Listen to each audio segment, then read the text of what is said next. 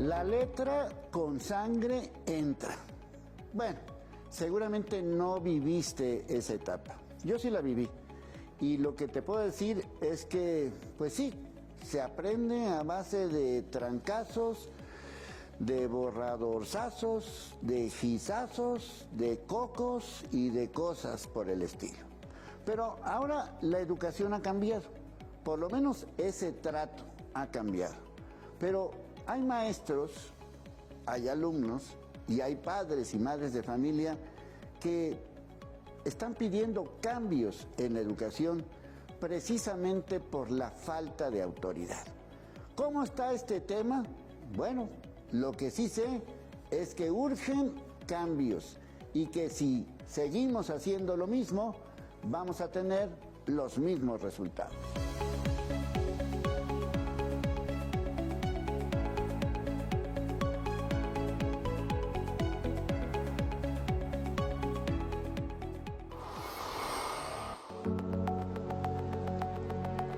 La actual relación entre alumnos y profesores dio un cambio radical en comparación con hace una década. Hoy perdieron su figura de autoridad y los estudiantes ya no lo respetan. Cuando tenemos un alumno al que se le exige, va con el papá, va con la mamá y dice, lo que pasa es que el maestro me está exigiendo a mí. Y el papá, para sopesar esta falta de comunicación con él, le crea al alumno y lo defiende. Y pues eso que hace, pues que los alumnos no tengan conocimiento de límites, porque no hay límites, porque puedes hacer lo que quieres. Si un maestro te dice algo, si un compañero te dice algo, la mamá está aquí y cree en él, aunque él haya tenido fallas y haya tenido errores. Juzgan al maestro, critican al maestro, no confían en el maestro, y eso apodera y empodera a los alumnos. Estas generaciones ya no permiten el acercamiento que antes tenía el docente con ellos y con sus familias, y todo lo agarran como una agresión de parte de nosotros o como una cuestión negativa, como una crítica destructiva de parte del profesor, y también los papás están en esa misma sintonía. Maestros de secundaria educan hasta 47 alumnos por salón, cuidan lo que dicen para no tener problemas con los papás y siguen protocolos educativos. Todo eso les causa estrés. Llego y me siento muy cansado porque es estar lidiando con los 47, es estar protegiéndome de qué les tengo que decir a los 47 para que me pongan la atención, porque si yo le exijo algo, para él puede ser o para ella puede ser que fue una falta de respeto, fue una exigencia más, pero no lo es, pero para su visión sí lo es. Y entonces, porque está empoderado, entonces va y le dice al papá o va y le dice a la mamá, es que el maestro me exige de más, pero pues esto es lo que se necesita. Y eso genera entonces que yo diga, bueno, entonces te exijo o no. O sea, porque muchas veces no están de acuerdo los padres de familia en que se apliquen las sanciones adecuadas para mejorar el comportamiento de los alumnos, porque se están yendo al extremo de que es que usted es el que la trae contra él, cuando el profesor o la profesora lo que quiere hacer es que mejore, que cambie sus actitudes, que trabaje más. Los profesores coinciden en que la Secretaría de Educación debe mejorar los protocolos sobre su relación con los alumnos. Y ese protocolo pues realmente me deja indefenso a mí como docente, porque incluso el que yo le diga saca tu cuaderno y se lo repita 2 o 3 veces porque es una cuestión formativa de él y porque a eso viene, pues lo toman ellos como que es discriminación. Los profesores señalan que no corregir a los alumnos afecta su aprendizaje y en un futuro, cuando ejerzan un oficio, sus conocimientos no serán confiables. Con imágenes de Melissa Álvarez, Telediario, Gloria Reza.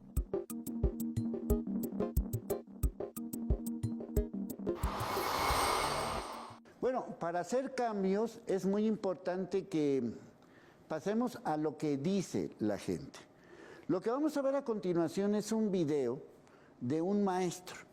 Es un video de un maestro, de los tantos maestros que hay en este país. Vamos a ver qué es lo que dice, porque con base en su testimonio, pues espero que haya cambios. Hola, ¿qué tal? Hola, ¿qué tal? ¿Cómo estamos? Pues aquí terminando mi jornada de trabajo el día de hoy. Oh, un día difícil, bastante difícil.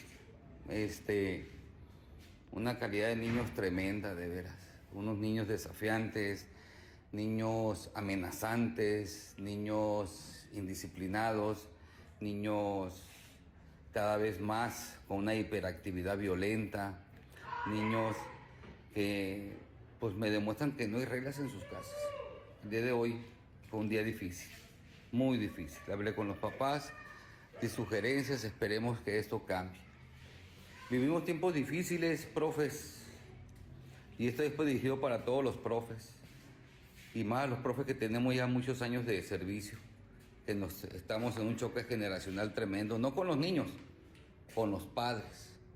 Choque generacional con los papás que no tienen tiempo para sus hijos. No tienen tiempo para sus hijos. Tienen tiempo para otras cosas, menos para sus hijos. A veces no saben qué les gusta a sus hijos, no saben si llevan tarea, no saben si tienen amigos, no saben qué les gusta desayunar. Nomás les dan dinero y ya. Vienen a la escuela a reclamar, no vienen a preguntar qué hacen para mejorar.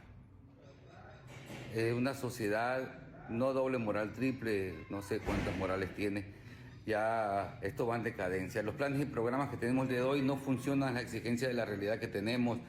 Yo que tengo varios años de servicio, muchos años de servicio, que he estado en varios planes y programas de estudio, este programa de la nueva escuela mexicana, para mí en lo personal, ha sido uno de los fracasos más marcados que ha tenido la educación en México desde el Plan 83, que era un muy buen Plan 93, etcétera, muy buenos planes de estudio. No sé por qué el gobierno, no sé por qué el sistema cambia los mejores planes de estudio y mete otros planes de estudios que no funcionan.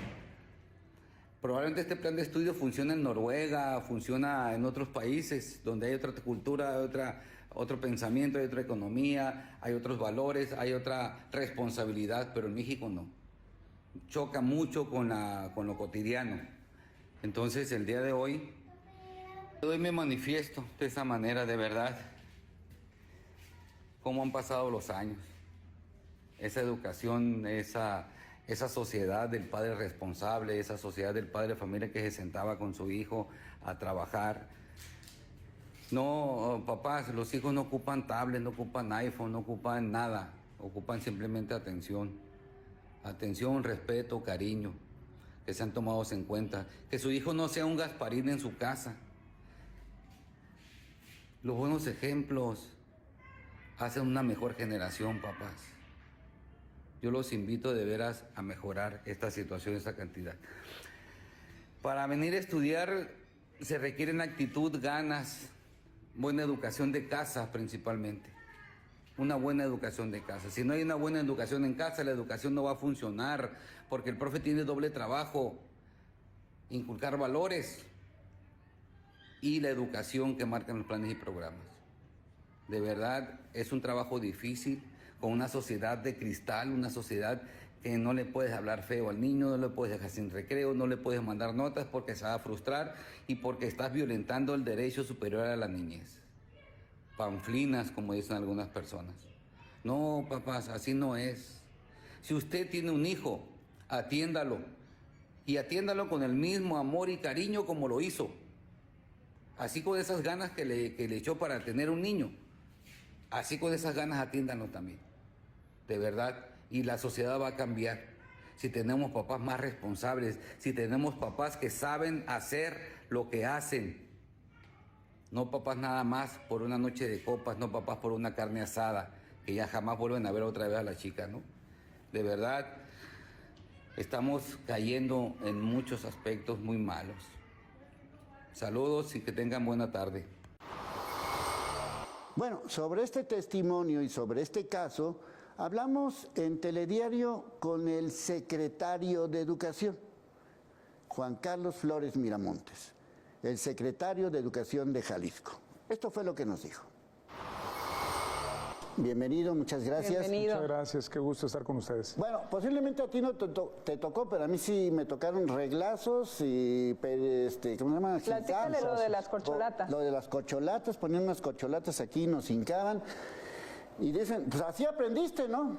Pues sí, así aprendí a trancazos. ¿Cómo la ves ahora con esta situación? A ver, escuchaba al maestro y lo entiendo, es decir, efectivamente estamos viviendo una gran complejidad en el sistema educativo, no de Jalisco, no de México, sino mundial. Creo que estamos pagando las consecuencias de haber tenido tanta permisividad, tolerar ciertos programas de televisión, la ausencia prolongada de ambos padres del hogar. Esto es una consecuencia. Las escuelas no son otra cosa más que el reflejo de lo que se vive en la sociedad. Pero claro que nosotros como educadores lo último que debemos de perder es el optimismo, la esperanza, poner los medios y sacar adelante a la educación es lo que nos anima seguramente a la vocación docente. Elegimos ser docentes porque tenemos esta conciencia. Y el maestro decía una cosa muy cierta, la cual yo también comparto, hace alusión a los padres de familia y cómo ellos son los primeros educadores. Eso parece ser que se nos olvida, eso nunca va a pasar. Podemos reinventar las escuelas, hacerlas de jornadas más amplias, más breves, ponerles tecnología, quitárselas. Es natural porque la escuela tiene una consecución cultural, nos la inventamos los hombres hace algunos siglos.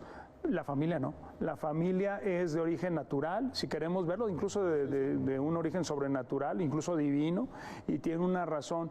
Y hay cosas que a veces en este mundo de modernidad no entendemos que pueden permanecer inmutables, como lo es la dignidad humana, como lo es las características constitutivas que nos hacen persona, la inteligencia, la voluntad, los sentidos, las pasiones, y eso es lo que hay que formar, ¿eh? Sí hay que enseñar matemáticas, hay que enseñar historia, pero afortunadamente tenemos unas tecnologías, que es decir, de la inteligencia artificial, que eso nos lo van a facilitar mucho.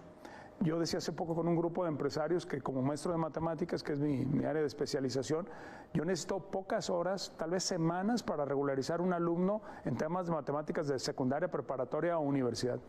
Pero hacer una persona honesta, honrada, respetuosa, no es una cuestión de semanas, ni de meses, ni de años, es un proyecto de vida. Hay mucha sabiduría en lo que dice el maestro, entiendo la frustración también, hace alusión al modelo nacional de la nueva escuela mexicana, comparto ciertas cuestiones, pero hay que decir que por lo menos aquí en Jalisco nos hemos determinado a trabajar juntos, y cuando digo juntos no solo hablo de padres, profesores y alumnos, hablo de la sociedad civil, hablo de la sociedad empresarial, hablo de los medios. Ustedes nos han abierto muchas veces la puerta para tener este tipo de discusiones y plantearnos por qué los niños son más violentos. Nosotros consumíamos este contenido de violencia, los modelos de superación eran gente que se dedicaba a la delincuencia organizada, eran personas que no le respetaban el derecho del otro con tal de tener a lo mejor por muy poco tiempo unos bienes sin esfuerzo.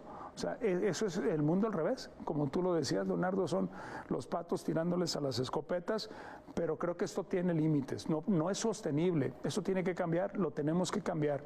Sí. Y en ese sentido, pues es lo que hemos estado haciendo en Jalisco en los últimos años, tratar de tener un sistema propio.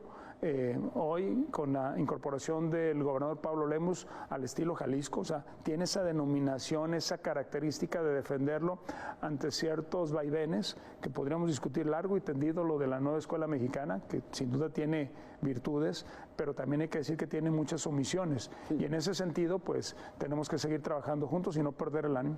¿Hasta dónde se entraría, por ejemplo, el tema de los maestros? ¿Hasta dónde se podría llegar? Porque entiendo esa línea que le toca también a los padres de familia, que ya lo mencionaba, los valores, ¿no?, que se fomentan justamente en la familia, pero ¿hasta dónde puede actuar ante estos comportamientos los maestros?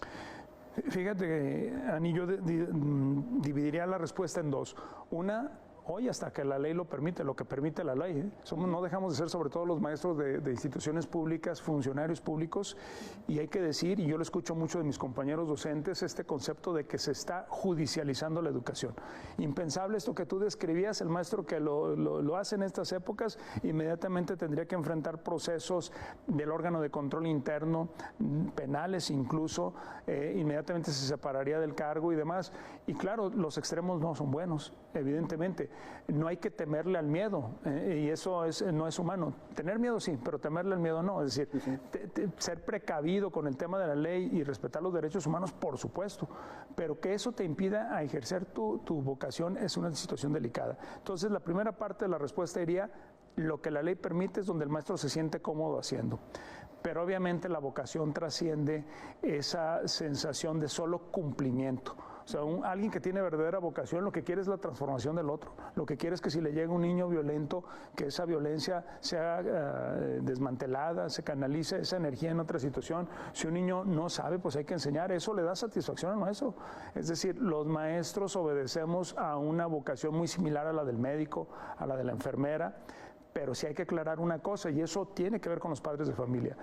Entendamos que la responsabilidad formativa, educativa, es de los padres de familia.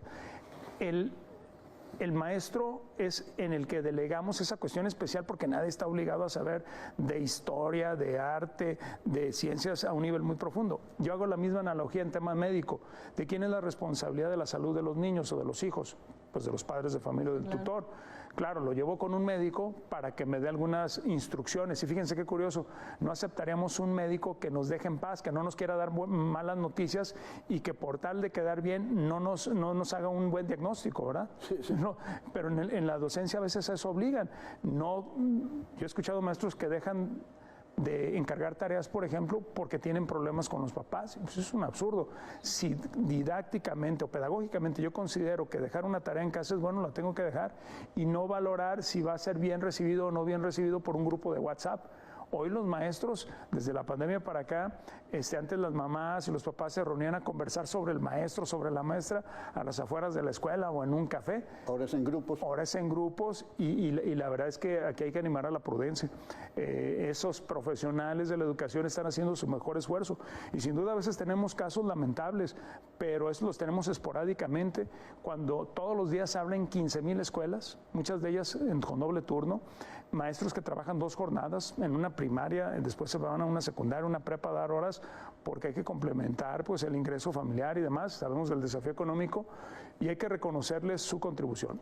Que sepan quienes nos ven que Secretaría de Educación Jalisco vigila que nadie caiga en excesos, que respete la ley, pero también pedimos a los papás esa comprensión en el sentido de, en el hogar, hacer la labor que nos corresponde como papás. No quiero que regañen a mi hijo, pues enséñale a ser respetuoso, ordenado, caballeroso, cumplido, y seguramente lo que vas a obtener son elogios, porque también los maestros sabemos que cuando tienes un niño así, pues es producto de la casa, no es algo que hayamos hecho los maestros, es que en el hogar se vive bien. Bueno, esa es la parte fundamental, y yo quiero que no se nos olvide cuál es nuestra responsabilidad, cuál es la responsabilidad de los alumnos y cuál es la responsabilidad de los maestros. En Querétaro, por ejemplo, ya están prohibiendo el uso de celulares. ¿Aquí lo vamos a llegar a prohibir? No, nosotros no somos de esa línea de prohibir. En ese caso en particular, que sin duda nos preocupa la ciberseguridad, nos preocupa las distracciones, tenemos otras herramientas. Por ejemplo, en Jalisco, todos los alumnos que están en escuelas públicas tienen derecho a una cuenta institucional de Google. Esas cuentas están diseñadas especialmente para menores. Yo le recomendaría a los padres de familia que verifiquen que la escuela les haya dado su cuenta institucional. ¿Por qué? Porque esas cuentas, cuando tú la cargas a una computadora y usas el sistema operativo Chromebook, solo le permite a los niños ingresar a páginas aptas para ellos. Evitas la pornografía, la violencia, la suplantación de identidad, que es muy peligrosa en estos momentos, porque cualquiera se puede poner del otro lado de la pantalla y simular que es un niño de 8 años que está jugando un videojuego cuando realmente es un adulto con otras intenciones. Entonces yo diría, cuentas institucionales, tenemos escuela de padres, Recrea Familia es fundamental para nosotros. El curso de ciberseguridad es muy popular. Yo diría que lo deberían de haber consumido 1.4 millones de padres de familia, que son los padres de familia que hay en Jalisco. Todo padre de familia me parece que le tiene que dedicar unos 45 minutos, 1 hora, a ver todos estos riesgos que tienen las pantallas, y con eso estoy previniendo. Y lo más importante, decíamos, primeros educadores son los papás. ¿Quién compra el celular de los hijos? Por lo general, los papás. ¿En qué momento? ¿Cómo enseño a un papá a tener cuidados con controles parentales para tener un cierto control de qué aplicaciones baja, a qué páginas ingresa? En fin, hay algo que hacer. ¿Por qué? Porque al final de cuentas la vida está llena de estas herramientas, son con las que trabajamos y tenemos que prepararnos para ello. Bueno, mi querido Juan Carlos Flores Miramontes, te agradecemos mucho y ojo, hay que tomar en cuenta todo esto y las herramientas, no condenarlas, aprovecharlas. Exactamente, hacer buen uso de ellos, son medios.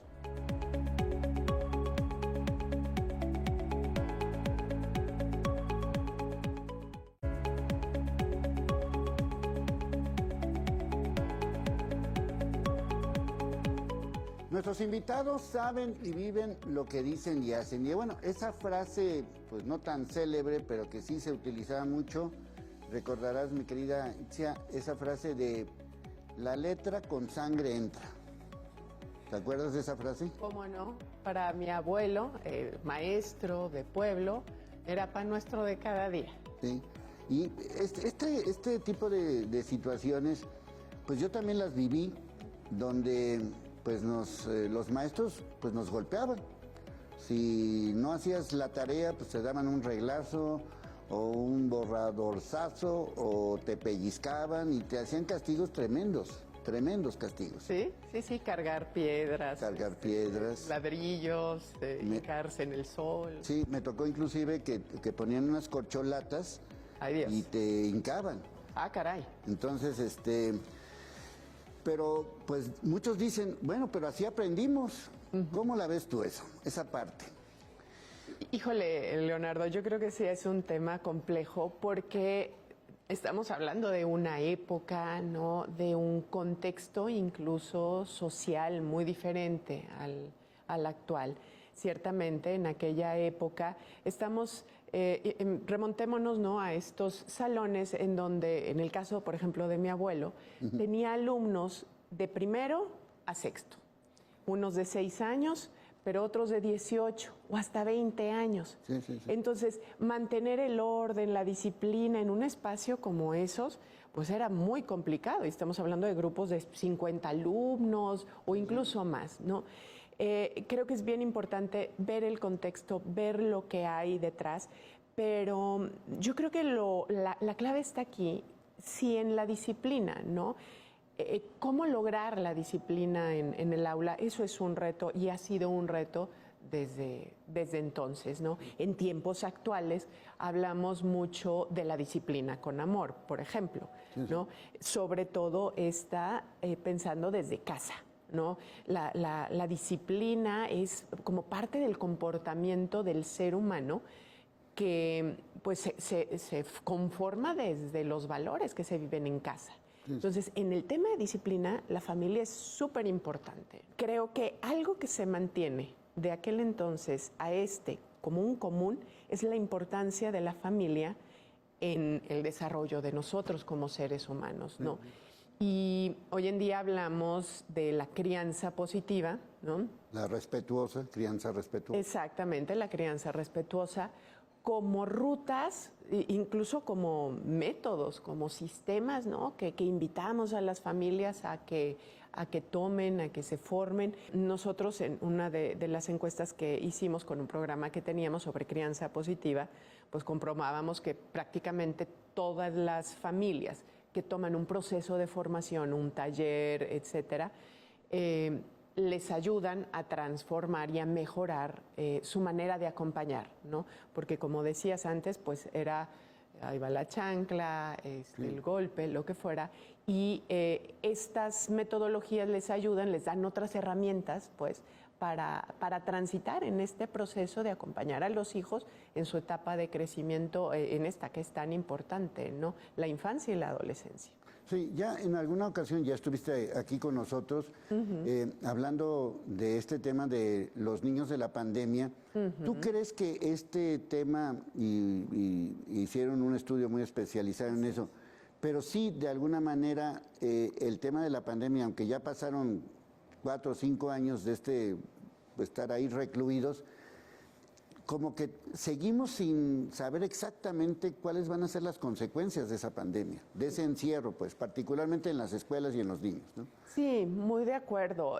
Nosotros hemos conversado con maestras, maestros, nos damos cuenta incluso en el trato con los mismos niños, toda esa etapa que ellas y ellos pasaron sin tener este contacto, no es nada más la cuestión del contacto físico, sino en la escuela aprendemos a estar con las otras, con los otros, aprendemos a socializar, pero también aprendemos las reglas, ¿no?, de la sociedad, cómo comportarnos. Me acuerdo voces de niñas y niños que decían, es que los más pequeños, sobre todo los más pequeños, refiriéndose a los que no habían tenido como la experiencia previa de estar en una escuela, ¿no?, y que de casa fueron a segundo de primaria, por ejemplo. Entonces los mayores veían como los más pequeños no sabían ceder los turnos, ¿no? Me va primero, sigues tú, o cómo, definitivamente, cómo llevar incluso el juego, ¿no?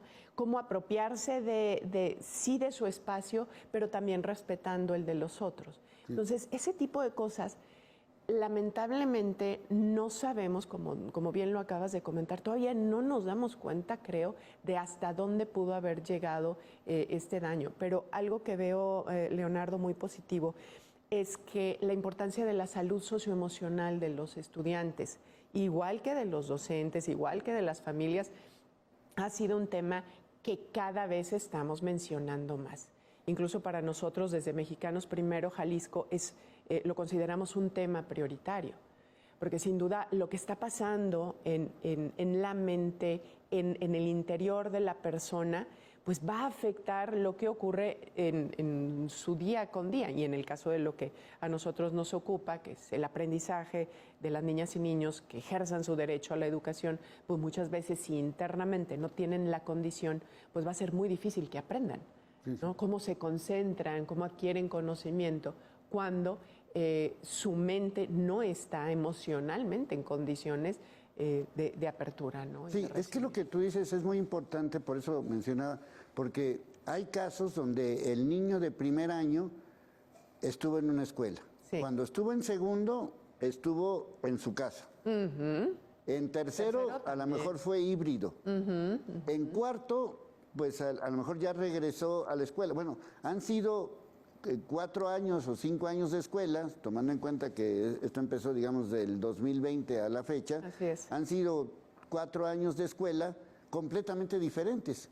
Cosa que otros niños no vivieron, que siempre estuvieron con sus mismos compañeritos, con los mismos maestros, en la misma escuela y en los mismos salones, ¿no? Así es. Y como parte de lo que experimentamos en cada etapa, ¿no?, de desarrollo como seres humanos, digamos que se perdió para muchas niñas y niños no nada más el tema social, como hemos venido diciendo, pues sino también cuestiones académicas, ¿no?, de desarrollo, de desarrollo del pensamiento. Sí. Entonces, en algunos casos hubo familias que, bueno, pues contaban con algún acceso a internet, una computadora al menos, que a veces seguramente se tenían que dividir entre 2, 3 hermanitos, pero hubo quienes no contaron ni con eso, claro, ¿no? Entonces, ahí nos viene otra problemática, Leonardo, y es la brecha. La famosa brecha de aprendizaje, ¿no?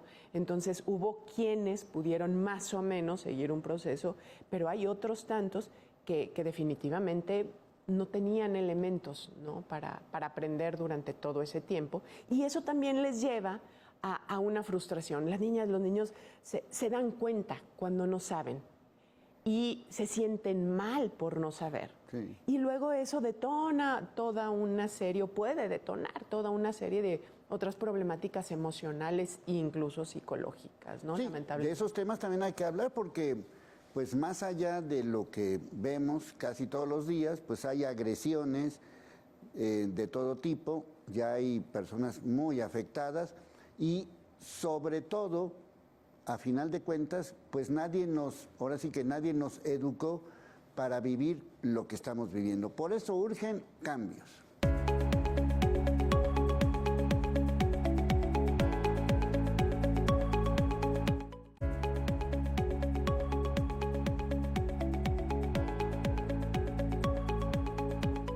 Bueno, uno de los temas fundamentales, y de esto hemos estado hablando en los últimos días, siempre hay un evento que nos detona este tipo de situaciones. Por ejemplo, pues esta niña que pues se cayó o la tiraron, nunca quizás lo vamos a saber, de una escuela y que pues la pobre pues para recuperarse, si es que se recupera, va a tardar años, va a tardar totalmente con todo esto.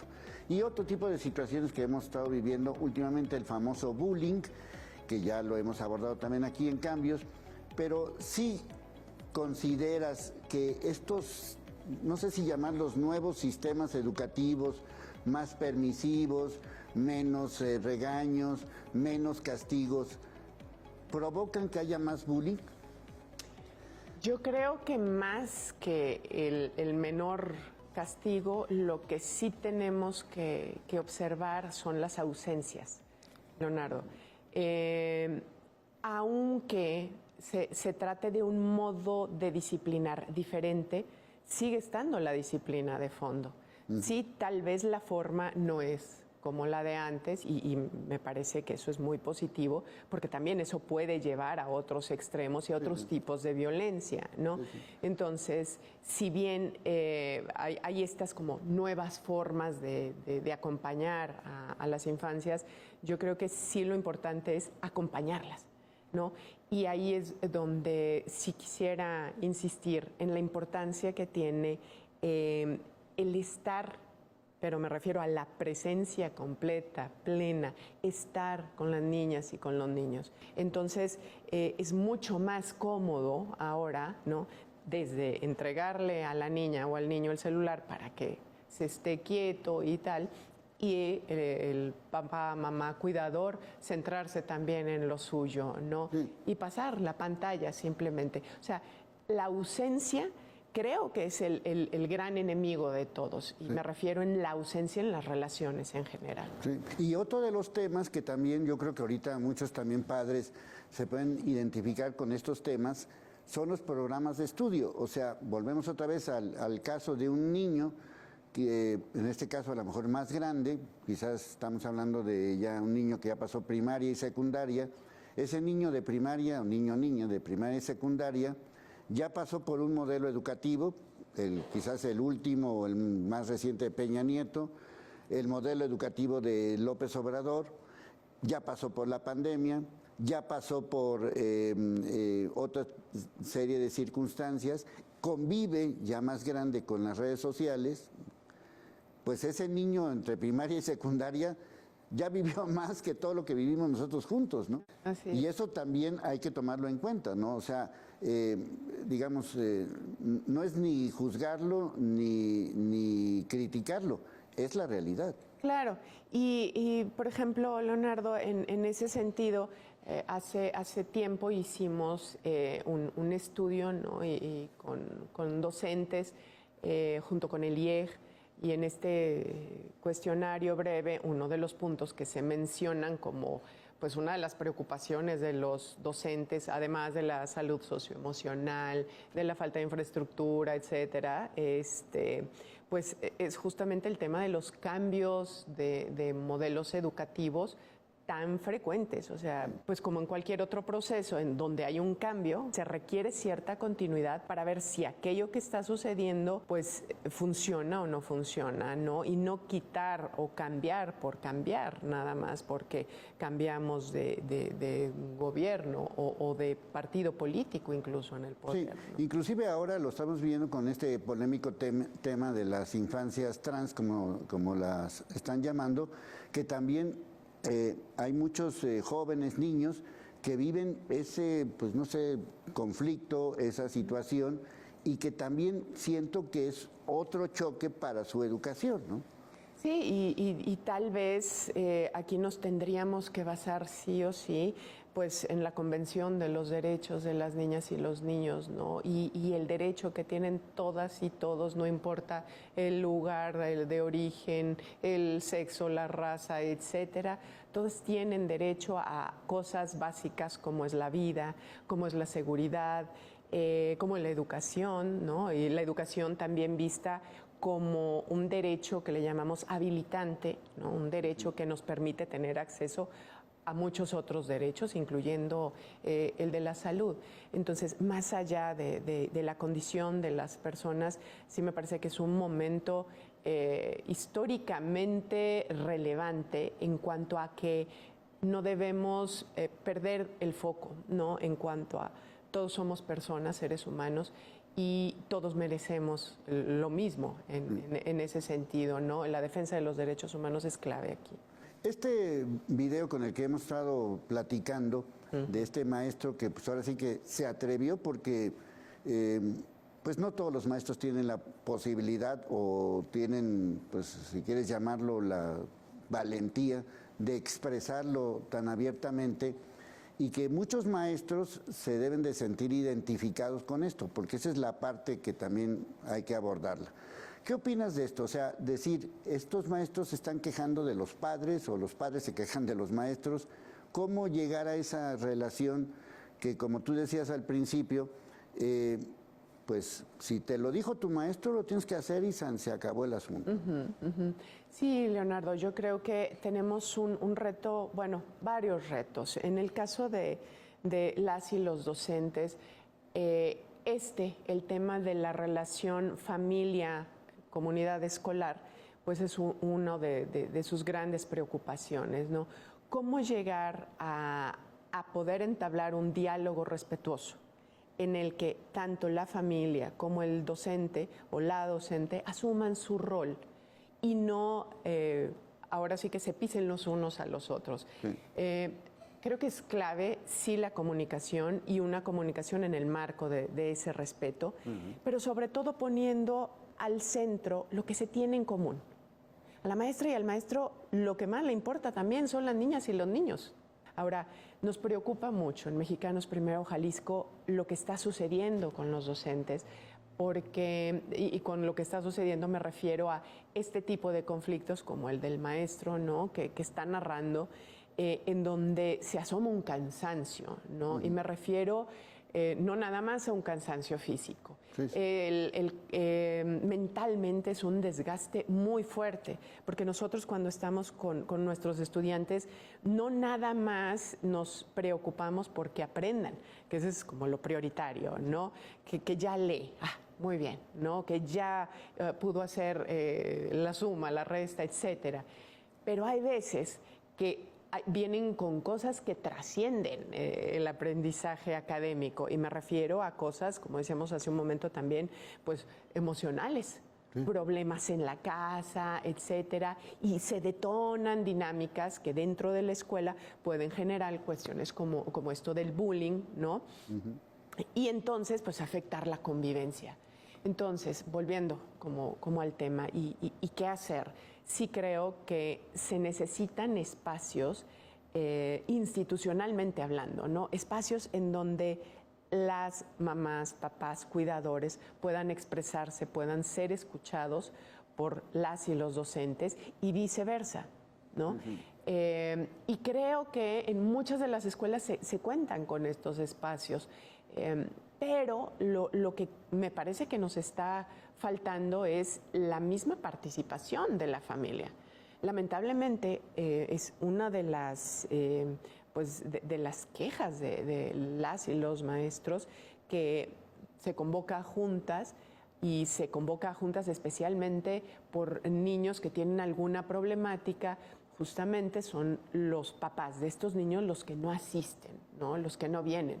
Entonces nos hemos encontrado como en este dilema de, bueno, la escuela pide una formación para las familias, pero a la vez la familia no puede asistir o no quiere asistir. Y no creo que la solución esté tampoco en darles talleres en línea, porque ese mismo desánimo, sí, o falta de motivación, pues es tanto en lo presencial como en lo virtual. Bueno, como pueden ver, lo que urgen son cambios.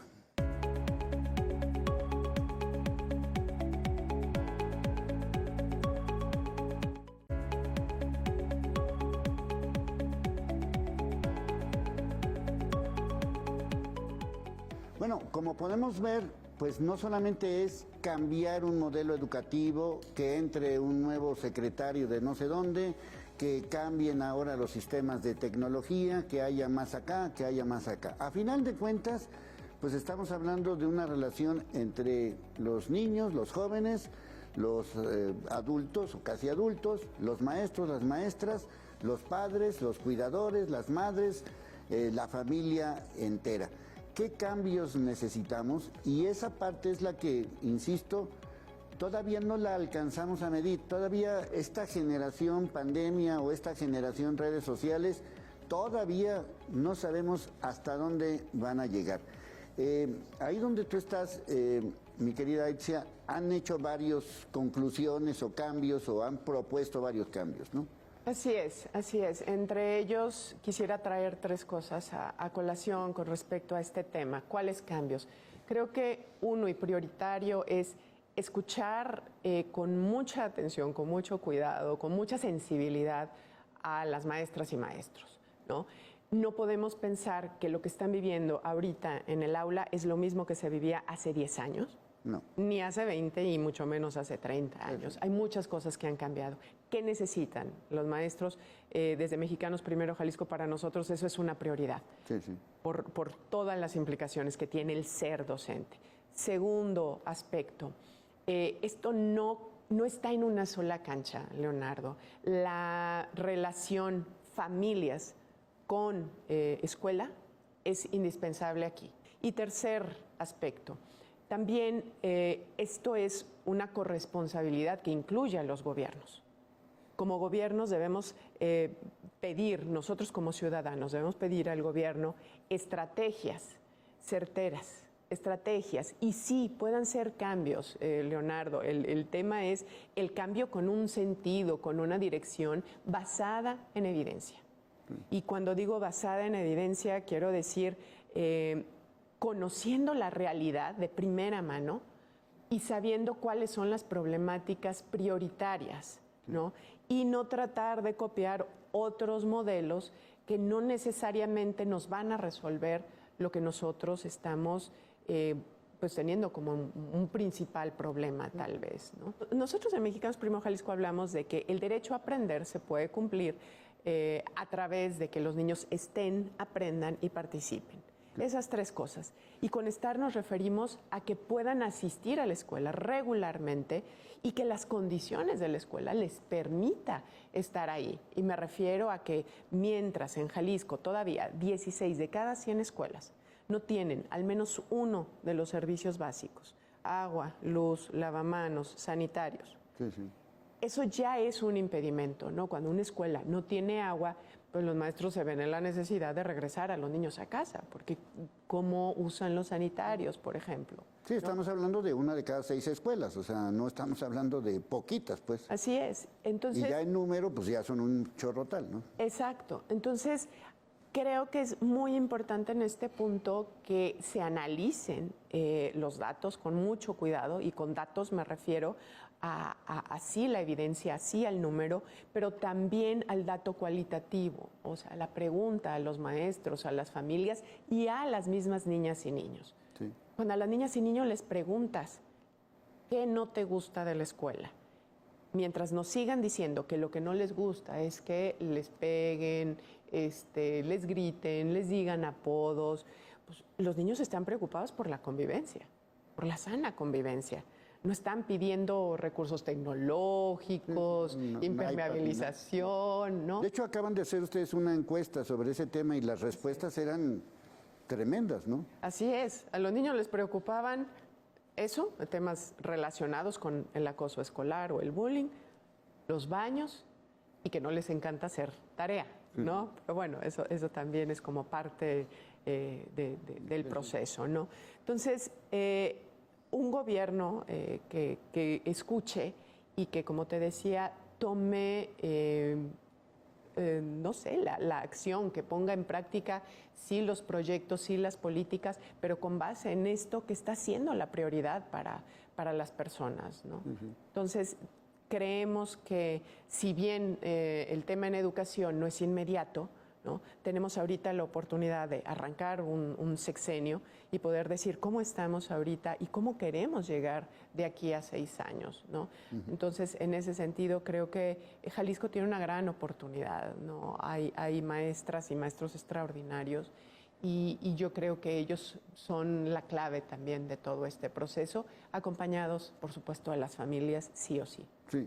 La continuidad de Flores Miramontes, ¿ustedes la ven cómo? En su momento también lo señalamos.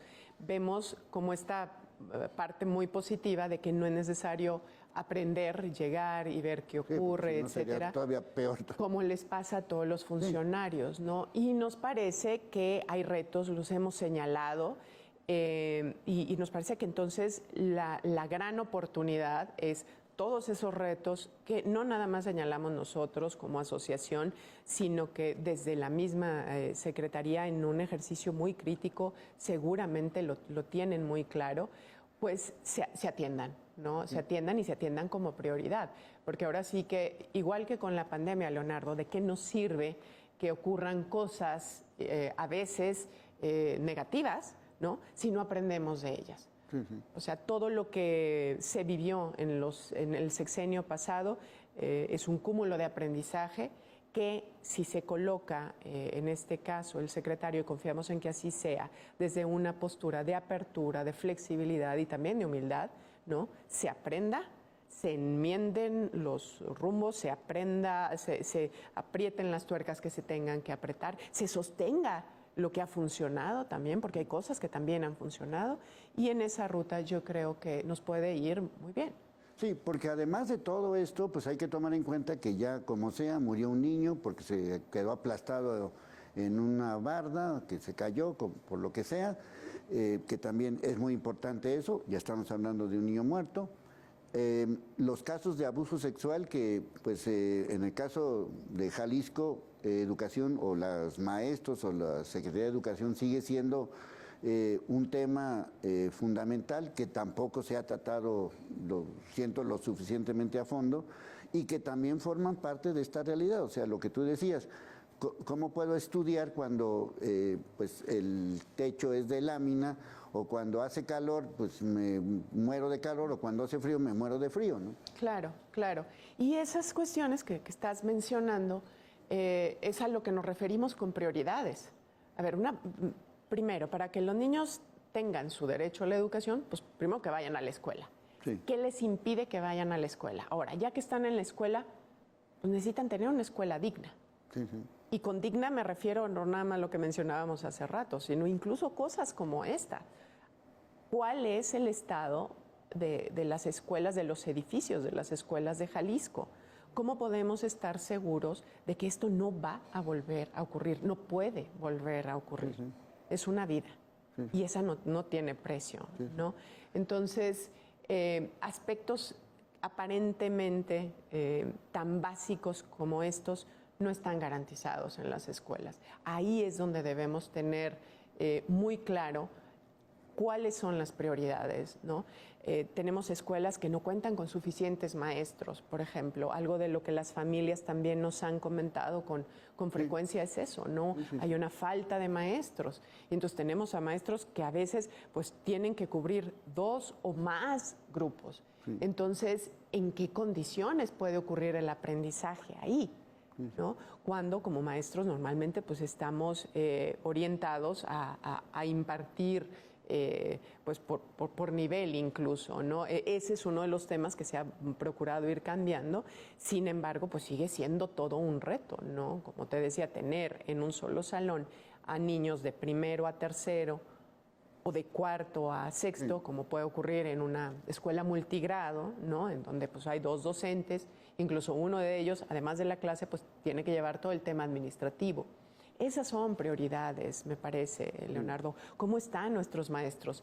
Físicamente, emocionalmente, mentalmente. Sí, sí. Sí, por ejemplo, este maestro del que hemos estado hablando, pues yo espero que, digo, no es de Jalisco, pero espero que alguna autoridad le haya dicho, oye, pues a ver qué te pasa, cuál es el problema, ¿no?